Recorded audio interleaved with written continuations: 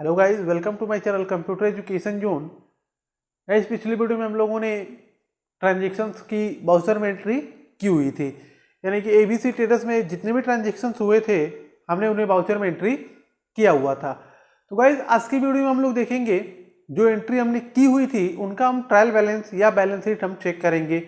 Balance sheet basically हमें यहाँ से सारी चीज़ें एक बार में पता चल जाती हैं कि जो भी हमने ट्रांजेक्शन्स किए हैं कि हमें कितना हमारे पास स्टॉक बचा हुआ है, कितना कैश है, किन से हमें पैसा लेना है, किन्हें हमें पैसा देना है, सारी चीज़ें हमें एक बार में यहाँ से पता चल जाती है। तो गाइज, आइए आज की वीडियो को स्टार्ट करते हैं और देखते हैं कि ट्रायल बैलेंस में हम कैसे क्या देख सकते हैं और किस तरीके से हम सारी चीज़ों को एक बार में देख सकते हैं। तो गाइज, अगर आपने अभी तक मेरे चैनल को सब्सक्राइब नहीं किया हुआ है तो चैनल को सब्सक्राइब कर लीजिए और साथ ही नोटिफिकेशन बेल को भी प्रेस कर लीजिएगा ताकि मेरे आने वाली वीडियोस को सबसे पहले आप देख सके। तो आइए गाइस, चलते हैं अपने कंप्यूटर की स्क्रीन पे और समझते हैं कि कैसे हम ट्रायल बैलेंस को चेक कर सकते हैं।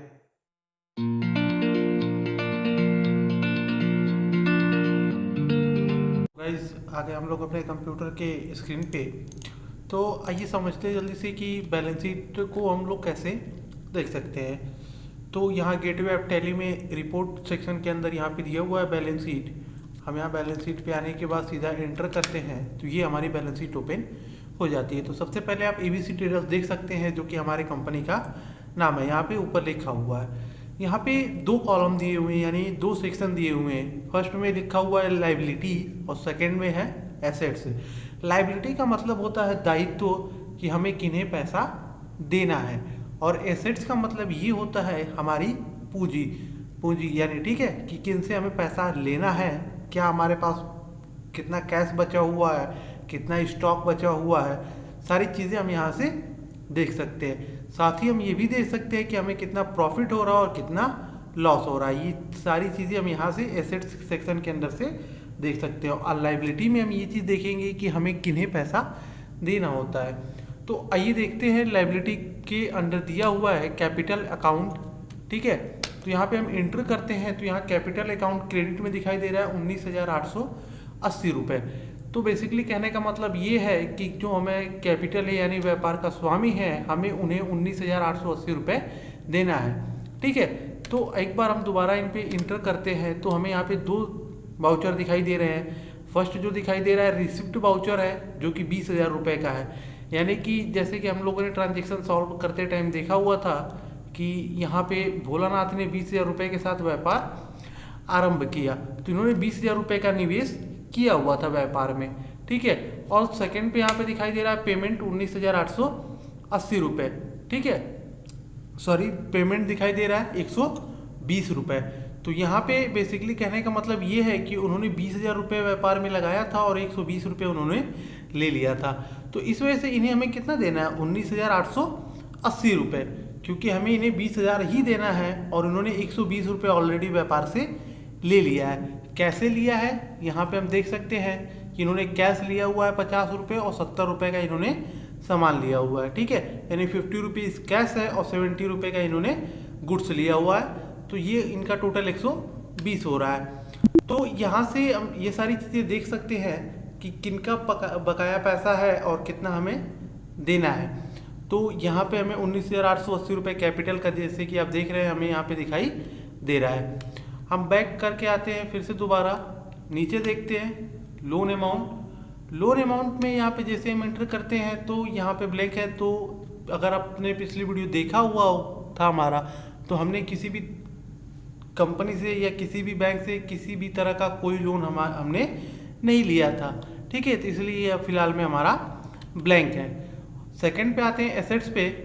एसेट्स में पहले दिया हुआ है करंट लायबिलिटीज़, यानी कि इनसे सैंडी क्रेडिटर है जो कि राधा कृष्ण है, इनसे हमें 500 रुपये लेना है। तो यहाँ से हम इनकी पूरी डिटेल देख सकते हैं कि किस तरीके से हमें इन्हें 500 रुपये लेना है। जैसे कि यहाँ पे एक एंट्रीज है परचेज की, 500 रुपये का हमने इनसे उधार सामान खरीदा हुआ था, परचेज में एंट्री है गाइज, आप देख सकते हैं। तो यहाँ पे 500 रुपये का हमने इनसे सामान लिया था उधार और पेमेंट हमने इन्हें कितना कर दिया है, 1,000 रुपये। तो अगर मैंने इनसे 1,000 रुपये पेमेंट कर दिया और 500 रुपये का हमने सामान लिया हुआ था तो इस तरह से हमें 500 रुपये इनसे लेने हैं। गाइस बैक आते हैं, फिर से यहाँ पे हम देख सकते हैं फिक्स्ड एसेट्स। फिक्स्ड एसेट्स में यहाँ पे दिखाई दे रहा है फर्नीचर 100 रुपये, ठीक है, जो कि हमारे पास अभी अवेलेबल है। तो यहाँ पे आप देख सकते हैं ट्रांजेक्शन क्या था, पेमेंट था, हमने 100 रुपये का नगद फर्नीचर खरीदा हुआ था। तो यहाँ पे आप देख सकते हैं इस ट्रांजेक्शन को। वापस हम लोग बैक आते हैं, बैक आने के बाद यहाँ पे देखते हैं करंट असेट्स। करंट असेट्स में सन्ड्री डेब्टर एक दिखाई दे रहा है और एक कैश इन एंड दिखाई दे रहा है। तो सन्ड्री डेब्टर पे हम जैसे ही इंटर करते हैं यहाँ पे हरिराम का लेजर शो कर रहा है और 400 रुपये, मतलब कि हमने इन्हें सामान बेचा था 400 रुपये का, जो कि इन्होंने उधार लिया था हमसे और इनसे हमें वापस लेने हैं 400 रुपये। हम इंटर करके डिटेल एक बार चेक कर लेते हैं। गाइस आप देख सकते हैं यहाँ पे सेल है और वाउचर टाइप सेल है। तो हमने इन्हें उधार सामान बेचा हुआ है 400 रुपये का, तो हम इनसे 400 रुपये अभी लेंगे। तो गाइस दोबारा हम लोग बैक आते हैं। बैक आने के बाद इसी में नीचे दिया हुआ है कैश इन हैंड 18,160 रुपये। तो हम यहाँ पे जैसे ही इंटर करते हैं कैश यहाँ पे दिखाई दे रहा है डेबिट में 18,160 रुपये, मतलब कि हमारे पास 18,160 रुपये कैश सेफली बचा हुआ है। जैसे कि हम इंटर करते हैं, इंटर करने के बाद हमें यहाँ पे दिखाई दे रहा है कि कैपिटल के द्वारा हमें 20,000 रुपये प्राप्त हुआ था। सेकंड पे इलेक्ट्रिक एक्सपेंस के द्वारा हमने 250 रुपये दिया हुआ था। इलेक्ट्रिक एक्सपेंस के लिए हमने 250 रुपये दिए थे। थर्ड पे हमारा फर्नीचर के लिए हमने 100 रुपये पे किया हुआ है। यहाँ पे आप साथ ही वाउचर भी देख सकते हैं, पेमेंट और रिसिप्ट। फोर्थ पे परचेज हमने किया हुआ था, जो कि नगद खरीदा हुआ था 500 रुपये का। तो आप ये देख सकते हैं पेमेंट 500 रुपये परचेज के थ्रू। फिर परचेज हमने किया था 600 रुपये का, तो आप यहाँ पे देख सकते हैं। सेल ये हमने किया था 200 रुपये का, जो कि हमने नगद सामान बेचा हुआ था, तो ये 200 रुपये यहाँ पे प्राप्त हुए, जैसे कि यहाँ पे रिसिप्ट वाउचर है।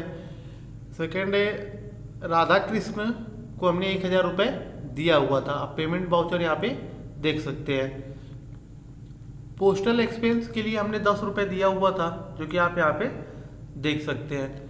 यहाँ पे जब आते हैं तो एज पर डिटेल रिसिप्ट 380 रुपये। तो हम यहाँ पे इंटर करते हैं, तो यहाँ पे हम देख सकते हैं खन्ना ब्रदर्स को हमने सामान बेचा हुआ था उधार 400 रुपये का, लेकिन उन्होंने कितना दिया था हमें 380 रुपये और 20 रुपये हमने उनको डिस्काउंट दिया था। तो इसीलिए यहाँ पे गाइस जो कि शो कर रहा है as per detail Khanna brothers 400 और डिस्काउंट 20 रुपये यहाँ पे शो कर रहा है और कैश इन का 380 रुपये।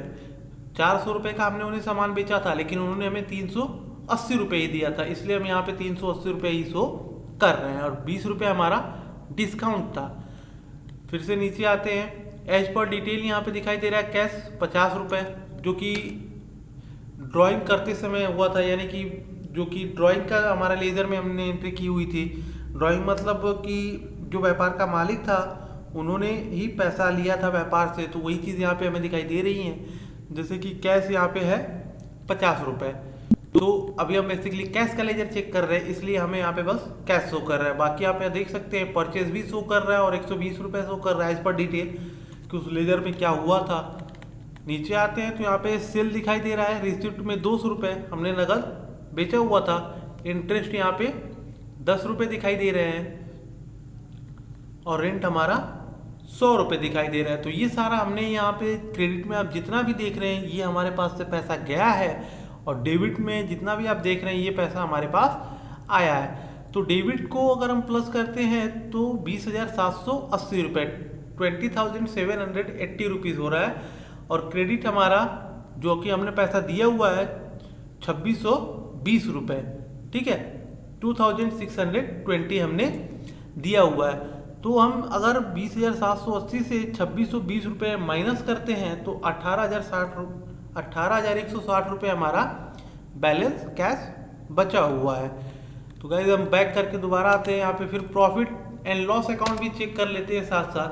तो यहाँ पे जैसे कि आप देख पा रहे हैं परचेज हमने किया था 1,530 रुपये का और सेल हमने कितने का किया है 1,200 रुपये का किया है, ठीक है गाइस।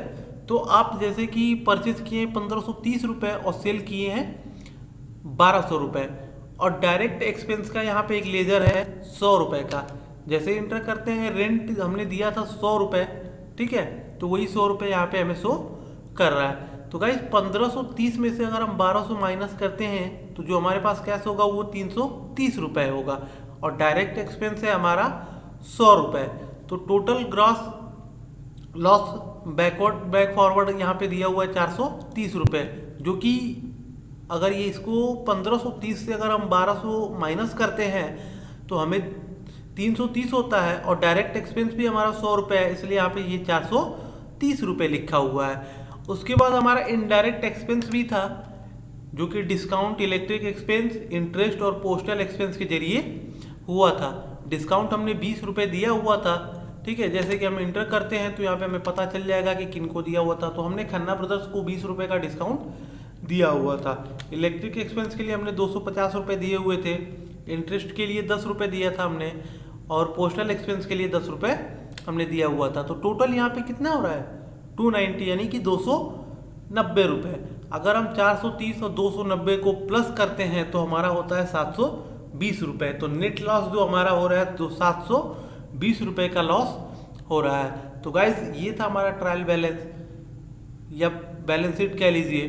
तो आशा करता हूँ कि ये आपको समझ में आ गया होगा। अगर अभी भी कहीं से कुछ डाउट होता है आपको तो आप कमेंट सेक्शन में कमेंट करके मुझे ज़रूर बताएं, ताकि मैं इसे और ही बेहतर तरीके से आपको बता सकूं।